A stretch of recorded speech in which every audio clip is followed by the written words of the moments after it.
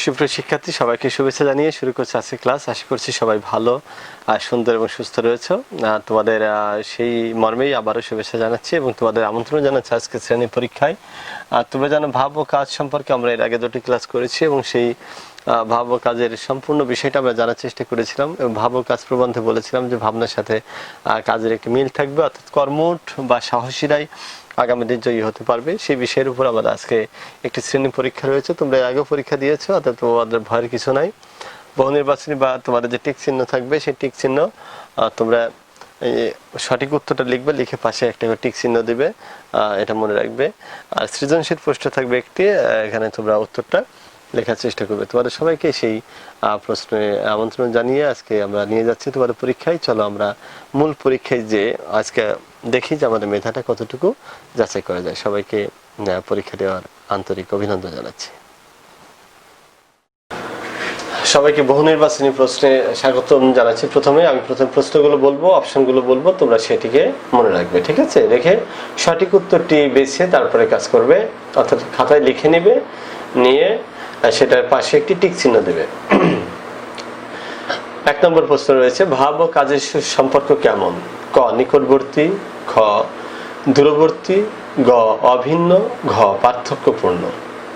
যদি সঠিক উত্তর ক হয় তাহলে লিখবে 1-এর ক নিকটবর্তী, 1-এর ক দিয়ে একটা টিক চিহ্ন দিবে, বা নিকটবর্তী লিখে একটা টিক চিহ্ন দিবে, ঠিক আছে? ঠিক আছে, আচ্ছা, ওকে। এরপরে আছে 2 নম্বর প্রশ্ন। 2 নম্বর প্রশ্ন হচ্ছে যে ভাবকে রূপ দেয় কি? ভাবকে রূপ দেয় কি? ক তে রয়েছে চিন্তা, খ তে রয়েছে কথা, গ তে রয়েছে কাজ এবং ঘ তে রয়েছে দর্শন। এরপরে তিনি ভাবের বাঁশি বাজাবেন, তাকে কেমন হতে হবে? খ বিচক্ষণ ও নিঃস্বার্থ হতে হবে, গ নিঃস্বার্থ ত্যাগী হতে হবে এবং ঘ রয়েছে ত্যাগী ও বুদ্ধিমান হতে হবে। তাহলে আমরা যেটা বুঝবো সেটা লিখবো এখন, ঠিক আছে? সঠিক কথা। এরপরে নাম্বার রয়েছে 4 নাম্বার রয়েছে মূলত লোকেরা মহাবিরক্ত হয়ে আবার ঘুমিয়ে পড়বে কেন?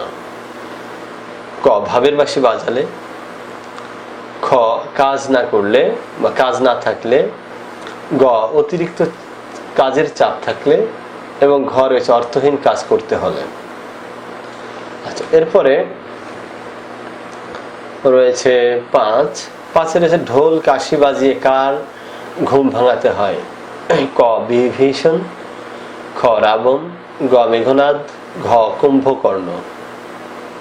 এরপর 6 নম্বর রয়েছে হুজুগে মাতিয়া। কথাটি হুজুগে কথাটি দ্বারা শব্দটি দ্বারা কি বোঝায়? সাময়িক আন্দোলন, সংগ্রাম, গ উস্কানি, হঠাৎ উস্কানি, আর ঘ তে রয়েছে পাগলামি। এরপর 7 হঠকারিতা করে ভুল করলো, হঠকারিতা করে ভুল করলো।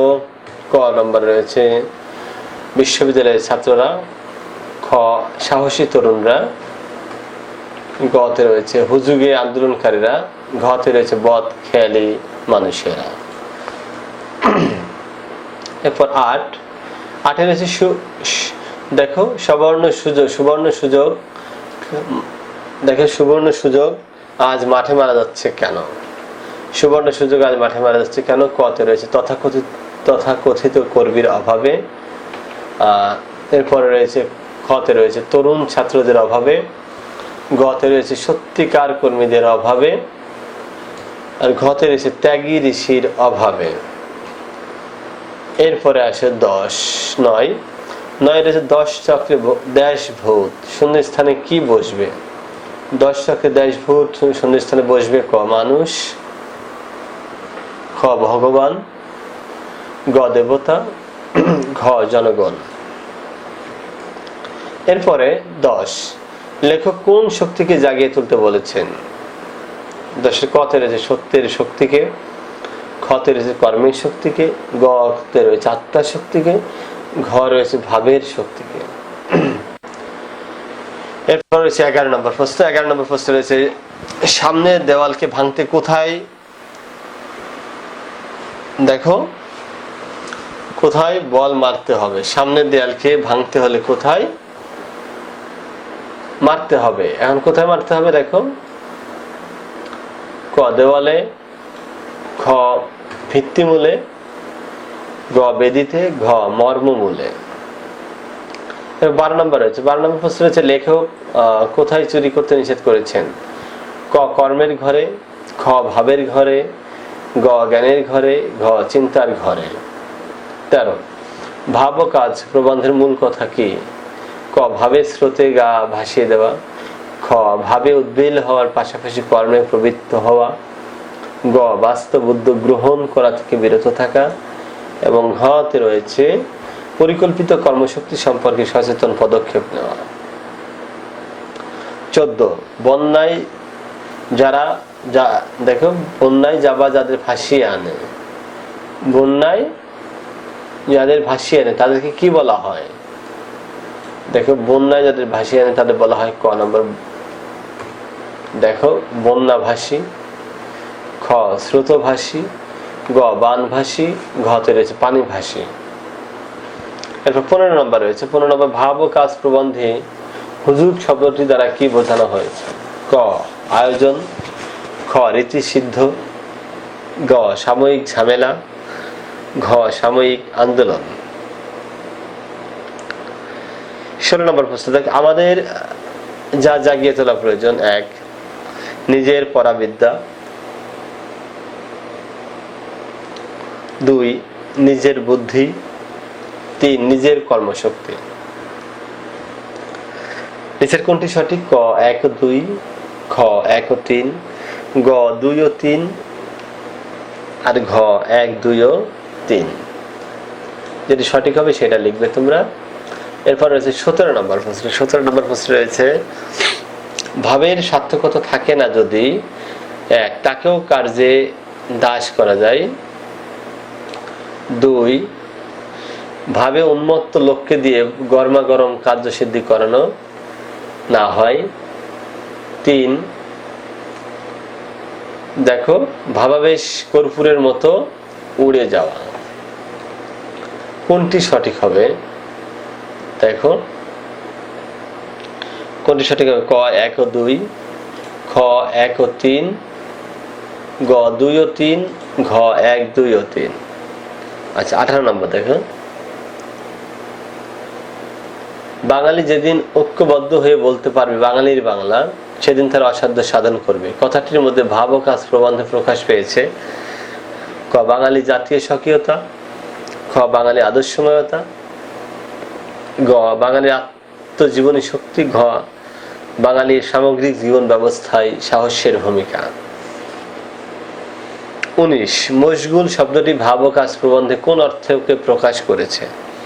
19 ক জ্ঞানজনিত ভাব, খ মগ্ন, গ ভাবুকতা, ঘ জড়তা। 20 কাজী নজরুল ইসলাম কত সালে জন্মগ্রহণ করেন? ক 1799, ঘ 1895, গ 1898, ঘ 1899। এরপর কাজী নজরুল ইসলাম বাংলা কত সালে জন্মগ্রহণ করেন? ক 1301, খ 1305, গ 1306, ঘ 1307। এরপর 22 নম্বর প্রশ্ন রয়েছে কাজী নজরুল ইসলামের বাংলা কত তারিখে জন্মগ্রহণ করেন? ক 11 ভাদ্র, খ 11 জ্যৈষ্ঠ, গ 25 বৈশাখ, ঘ 12 আষাঢ়। এরপরে মানুষকে 23 নম্বর মানুষকে উদ্বুদ্ধ করতে গুরুত্বপূর্ণ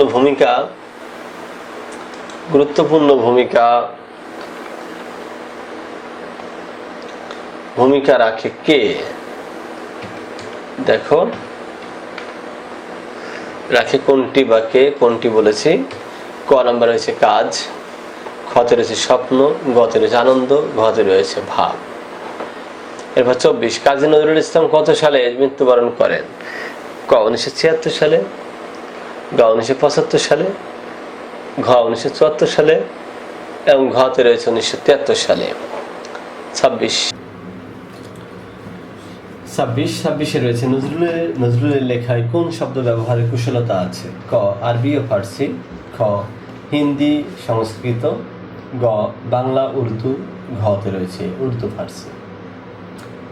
এরপর 27 নম্বর প্রশ্ন রয়েছে হুজুগ অর্থ কি? হুজুগ অর্থ কতে আয়োজন, খ খতে রয়েছে আনন্দ মুখর, গতে রয়েছে সাময়িক আন্দোলন, ঘতে রয়েছে প্রেরণা দেওয়ার শক্তি।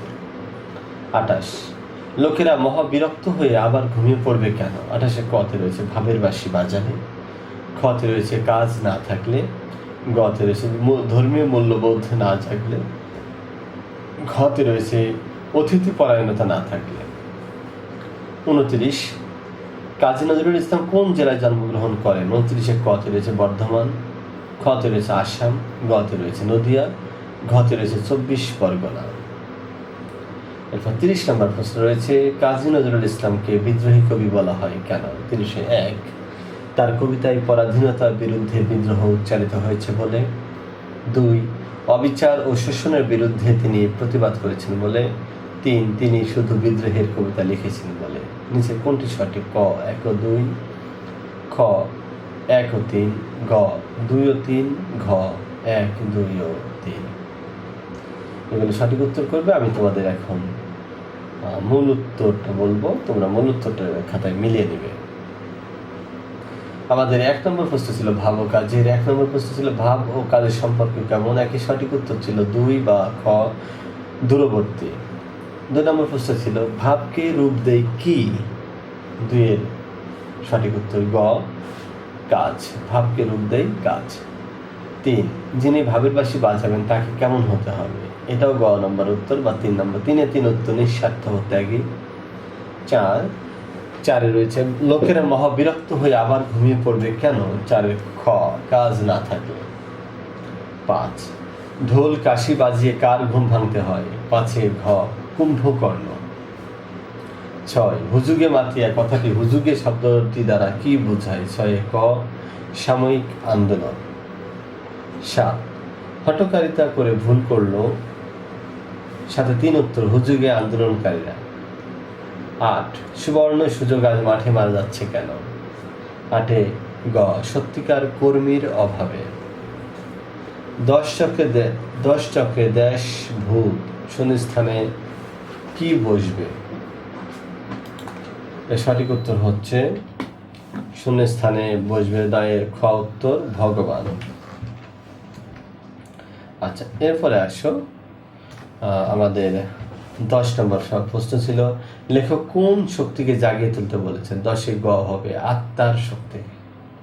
11 সামনের দেওয়ালকে ভাঙতে কোথায় মারতে হবে? 11 খ নম্বর উত্তর ভিত্তিমূলে। 12 লেখক কোথায় চুরি করতে নিষেধ করেছেন? 12 খ ভাবের ঘরে। 13 ভাব ও কাজ প্রবন্ধের মূল কথা। 13 2 উত্তর বা খ উত্তর ভাবে উদ্বেল হওয়ার পাশাপাশি কর্মে প্রবৃত্ত হওয়া।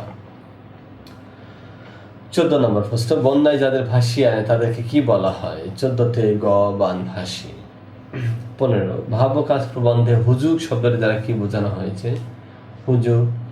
হুজুগ 15 নম্বরে ঘ সঠিক উত্তর ঘ সাময়িক আন্দোলন। 16 আমাদের জাগিয়ে তোলা প্রয়োজন। 16 সঠিক উত্তর ছিল ঘ, মানে 1 ছিল নিজের পরাবিদ্যা, 2 নিজের বুদ্ধি, 3 নিজের কর্মশক্তি। 16 নম্বর 3টি উত্তর হবে 1 2 ও 3। আচ্ছা 17 ভাবে সার্থকতা থাকে না যদি? সঠিক উত্তর হবে 17 1 মানে ক 1 ও 2 উত্তর। 1 ছিল তাকে কার্যের দাসটা করা যায়। 2 ছিল ভাবে উন্মত্ত লোককে দিয়ে গরমাগরম কার্যসিদ্ধি করানো না হয়। এরপর 18 বাঙালি যেদিন ঐক্যবদ্ধ হয়ে বলতে পারে বাঙালির বাংলা সেদিন তারা অসাধ্য সাধন করবে। কথাটির মধ্যে ভাব ও কাজ প্রবন্ধে প্রকাশ পেয়েছে। 18 ক বাঙালির জাতীয় স্বকীয়তা। 19 মশগুল শব্দটি ভাব ও কাজ প্রবন্ধে কোন অর্থকে প্রকাশ করে? মশগুল খ মগ্ন। এরপর 20 কাজী নজরুল ইসলাম কত সালে জন্মগ্রহণ করেন? 20 4 উত্তর 1899 সালে। 21 কাজী নজরুল ইসলাম বাংলা কত সালে জন্মগ্রহণ করেন? 21 3 1306 সালে। এরপরে 22 কাজী নজরুল ইসলাম বাংলা কত তারিখে জন্মগ্রহণ করেন? 22 2 11 জ্যৈষ্ঠ। 23 মানুষকে উদ্বুদ্ধ করতে গুরুত্বপূর্ণ ভূমিকা রাখে কোনটি? 23 4 উত্তর ভাব। 24 কাজী নজরুল ইসলাম কত সালে মৃত্যুবরণ করেন? 24 দেখো 24 ক 1976 সালে। এরপর 26 নম্বর, আমার 25টা গ্যাপে পড়ে গেছে। 26-এ রয়েছে নজরুলের লেখায় কোন শব্দ ব্যবহারের কুশলতা আছে? 26-এ এক উত্তর, আরবি ফার্সি। 27 হুজুগ অর্থ কি? আমরা হুজুগ শব্দ একাধিকবার ব্যবহার করলাম। হুজুগ অর্থ 3 সাময়িক আন্দোলন। হুজুগ অর্থাৎ শব্দ দিয়ে কত ধরনের প্রশ্ন হতে পারে আমরা দেখিয়েছি সেটা। 28 লোকেরা মহা বিরক্ত হয়ে আবার ঘুমিয়ে পড়বে কেন? 28-এর 2 উত্তর, কাজ না থাকে। 29 কাজী নজরুল ইসলাম কোন জেলায় জন্মগ্রহণ করেন? 29-এ ক বর্ধমান জেলায়। 30-এ প্রশ্ন ছিল কাজী নজরুল ইসলামকে বিদ্রোহী কবি বলা হয়। এর সঠিক উত্তর হবে ক 1 ও 2। একই ছিল তার কবিতায় পরাধীনতার বিরুদ্ধে বিদ্রোহ উচ্চারিত হয়েছে বলে। 2 অবিচার ও শোষণের বিরুদ্ধে তিনি প্রতিবাদ করেছেন বলে। এরপর আমরা সৃজনশীল প্রশ্ন বলবো। সৃজনশীল প্রশ্নটা তোমরা খেয়াল করবে, করে তারপর তার উত্তর 20 মিনিট পর উত্তর করবে। 20 মিনিট ধরে উত্তর করবে, 20 মিনিট পর আবার উত্তরটা দেখবে। এরপরে দেখো সৃজনশীল প্রশ্ন 1 নম্বর দেখো, মানে একটাই আর কি। ওরে নবীন ওরে আমার কাছা, ওরে অবুঝ ওরে সবুজ, আদমরাদের ঘামেরে তুই বাছা, রক্ত আলোর মদে মাতাল ভরে, আজকে যে যা বলে বলুক তোরে, সকল তর্ক হেলায় তুচ্ছ করে, পুচ্ছটি তোর উচ্চে তুলে নাচা, আয় দুরন্ত আয়রে আমার নাচা। ক নম্বরে বলছে যে কাজী নজরুল ইসলাম কত সালে জন্মগ্রহণ করেন? খতে 10 চক্রে ভগবান ভূত বলতে লেখক কি বোঝাতে চেয়েছেন? গ উদ্দীপকের আদ বরাধের সাথে ভাব ও কাজ প্রবন্ধে কাদের মিল খুঁজে পাওয়া যায় ব্যাখ্যা করো। এবং ঘতের উদ্দীপকটি ভাব ও কাজ প্রবন্ধের বক্তব্যে উপস্থাপিত হয়েছে, উক্তিটি সত্যতা নিরূপণ করো। এটা 20 মিনিট পর ধরে তোমরা লিখবে। এরপরে আমি এখন উত্তর বলবো, উত্তরটা পরে এখন কম্পিউটারতে থামিয়ে দেবে। উত্তর একই ছিল হলো কাজী নজরুল ইসলাম কত সালে জন্মগ্রহণ করেন? সঠিক উত্তর হচ্ছে কাজী নজরুল ইসলাম 1899 সালে জন্মগ্রহণ করেন। এরপর খতে ছিল 10 চক্রে ভগবান ভূত বলতে কি বোঝানো হয়েছে? ভালো কাজ অনেকে খারাপ বলে সে কাজটিও খারাপ হয়ে যায় বলে 10 চক্রে ভগবান ভূত কথাটি বলা হয়েছে। সমাজে অনেকেই ভালো কাজ করে থাকেন, কিন্তু সে কাজকে অনেকেই ভালোভাবে গ্রহণ করেন না। এই ধরনের কাজকে অনেকেই একসাথে খারাপ বলাতে সে কাজ আর ভালো থাকে না। যদি 10 জন মিলে ভগবানকে ভূত বলে মূলত সে তাই হবে, তাই বলা হয়েছে 10 চক্রে ভগবান ভূত। গ উদ্দীপকের আদমরাদের সাথে ভাব ও কাজ প্রবন্ধে কাদের মিল খুঁজে পাওয়া যায় ব্যাখ্যা করো। উদ্দীপকের আদমরাদের সাথে ভাব ও কাজ প্রবন্ধে বাঙালিদের মিল খুঁজে পাওয়া যায়। বলা হচ্ছে উদ্দীপকে কবি নবীনদের আহ্বান জানিয়েছেন আদমরাদের বাঁচিয়ে তোলার জন্য। তিনি নবীনদের উপর ভরসা করেছেন, কারণ তিনি জানেন নবীনেরা তরুণ তারুণ্য শক্তিতে উদ্দীপ্ত, তাদের কেউ দমিয়ে রাখতে পারে না। তারা যদি চায় তবে যে কোনো অসাধ্যকে সাধন করতে পারে। আর তাই তিনি তাদেরকে আরো উৎসাহিত করার জন্য বলেছেন, তারা অন্যায়ের প্রতিবাদ করতে গেলে কেউ যদি কিছু বলে সেসব কথায় তারা যেন কান না দেয়, সকল সমালোচনাকে যেন তারা হেলায় তুচ্ছ করে সামনের দিকে এগিয়ে যায়। ভাব ও কাজ প্রবন্ধে প্রবাদ বিদ্রোহী কবি কাজী নজরুল ইসলাম বাঙালি জাতিকে অতীত গ্লানি ভুলে সামনের দিকে এগিয়ে যাওয়ার আহ্বান জানিয়েছেন। যে জাতি একদিন ঐশ্বর্য অধিকারী ছিল, আজ সে জাতি দীনদরিদ্র। লেখকের মতে বাঙালি জাতির আজকের দুর্বল অবস্থার জন্য তাদের আলস্যই দায়ী। এই অবস্থা থেকে উত্তরণের জন্য বাঙালিকে অবশ্যই আলস্য আর কর্মবিমুখতা উপেক্ষা করে জেগে উঠতে হবে, তবেই বাঙালির জয় সুনিশ্চিত। তাই বলা যায় উদ্দীপকে ও ভাব ও কাজ প্রবন্ধে পিছিয়ে পড়া দুর্বল এক জাতিকে অবিচার ও শোষণের বিরুদ্ধে প্রবল প্রতিবাদী হয়ে ওঠার আহ্বান জানানো হয়েছে। এদিক থেকে উদ্দীপক ও ভাব ও কাজ প্রবন্ধের মিল খুঁজে পাওয়া যায়। এরপর ঘ নম্বর ছিল উদ্দীপকে ভাব ও কাজ প্রবন্ধের বক্তব্য উপস্থাপিত হয়েছে, উক্তিটি সত্যতা নির্ধারণ করো। ঘতের উদ্দীপকে একটি জাতির স্বাধিকার চিন্তা ও ইতিহাস ঐতিহ্য বিষয়ে সচেতনতার কথা বলা হয়েছে, যা ভাব ও কাজ প্রবন্ধের বক্তব্যকেই উপস্থাপন করেছে। উদ্দীপকে কবিতার বক্তব্যে একটি জাতির জনগণের দুর্দশার কথা উল্লেখ করেছেন। তার বর্ণনা অনুসারে ওই জাতি আদমরা অবস্থার মধ্যে আছে। জাতির এ করুণ পরিণতি থেকে পরিত্রাণের জন্য কবি তরুণদের উপর নির্ভর করেছেন। তিনি তরুণদের আহ্বান করেন এই আদমরাদের বাঁচিয়ে তোলার জন্য। লেখকের মতে এখনই উত্তম সময় এই জাতিকে সম্পূর্ণ ধ্বংস হাত থেকে রক্ষা করার। নবীনদের তিনি এই বলে উজ্জীবিত করেছেন, তারা যেন সব রকম তর্ক সমালোচনাকে তুচ্ছ করে নিজেদের লক্ষ্যে সাধনে এগিয়ে যায়, তবেই উক্ত জাতির মুক্তি অর্জন সম্ভব হবে। ভাবক আজ প্রবন্ধে লেখক এরকম কথার প্রকাশ ঘটিয়েছেন। লেখক প্রথমে বাঙালি জাতির গৌরবোজ্জ্বল ইতিহাস ঐতিহ্য তুলে ধরেছেন। বাঙালি জাতি কেন আজ পশ্চাৎপদতায় পর্যবসিত তারও উল্লেখযোগ্য কারণ তিনি তার বর্ণনায় তুলে ধরেছেন। বাঙালি জ্ঞান শক্তি ও প্রেম শক্তিতে পৃথিবী খ্যাত, কিন্তু আলস্য তাদেরকে দুর্বল করে দিয়েছে। বিদেশি শক্তি বারবার এ দেশের সম্পদ চুরি করেছে, বাঙালি তাতে প্রবল বাধা দেয়নি। কিন্তু বাঙালি জাতির ইতিহাসে দেখা যায় স্বাধীনতার জন্য ধারাবাহিকভাবে অসংখ্য বাঙালি বিভিন্ন সংগ্রামে আত্মোৎসর্গ করেছেন। লেখকের মতে এই অবস্থা থেকে জেগে উঠতে হলে বাঙালিকে আলস্য আর কর্মবিমুখতা উপেক্ষা করতে হবে। বিদেশিরা যেন আমাদের ঐশ্বর্য চুরি করতে না পারে তার জন্য কঠোর প্রতিরোধ গড়ে তুলতে হবে। এই কাজটি করতে পারলে বাংলা প্রকৃত অর্থ বাঙালির হবে, আর তাতে বাঙালির জয় অবশ্যম্ভাবী।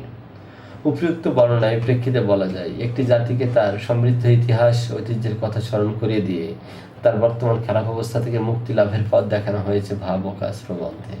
আর এই বক্তব্যটি উদ্দীপক উপস্থাপিত হয়েছে বলে প্রশ্নের উক্তিটি যথার্থ। ধন্যবাদ সবাইকে। ধন্যবাদ জানাচ্ছি এই কারণে যে তোমরা যারা এই পরীক্ষাটি অংশগ্রহণ করেছো, ভাবক আজ প্রবন্ধ সম্পর্কে জানতে পেরেছো। এটা যদি কঠিন হয় এই বিষয়ে আমরা প্রয়োজনে ভবিষ্যতে আরো একবার আরো ভালো করে একটি ক্লাস তোমাদের নিয়ে দিব। তবে এইটি বিষয় হচ্ছে যে যতটুকু আমরা বুঝতে পেরেছি সেটুকু দিয়ে আমরা যে পরীক্ষাটা দিয়েছি আশা করছি ভালো করার কথা, ভালো হয়েছে এবং ভালো তোমরা একে অপরের সাথেই এটা খাতা পাল্টিয়ে নিলেও ভালো হয়। তোমরা যেভাবেই করো বিশ্বাসের উপর করবে এবং সবাইকে উৎসাহ দিবে। যদি কারো খারাপ হয় মন খারাপ করার কোনো কিছু নাই, কারণ ভাবক আজ প্রবন্ধ অনুযায়ী আমরা বুঝতে পেরেছি যে আমাদের ভাবনার সাথে কাজ করতে হবে। আর অন্যকে যদি আমরা নিন্দা করি বা অন্যকে ঠকাই তাহলে কিন্তু আমরা সেই কাজে সফল হতে পারবো না। অথবা আমাদের সফল হতে গেলে কর্মঠ হতে হবে, পরিশ্রমী হতে হবে, সাহসী হতে হবে এবং পরাধীনতা বাদ দিয়ে স্বাধীনভাবে জীবনযাপন করতে হবে। কাজী নজরুল ইসলামের এই লেখার মধ্যে আমরা যে আজকে পরীক্ষা দিলাম সেই জন্য তোমাদের সবাইকে আবারও ধন্যবাদ জানিয়ে আজকে মতো শেষ করছি। তো ভালো থেকো, সুখে থেকো, সুস্থ থেকো, সবাইকে ধন্যবাদ।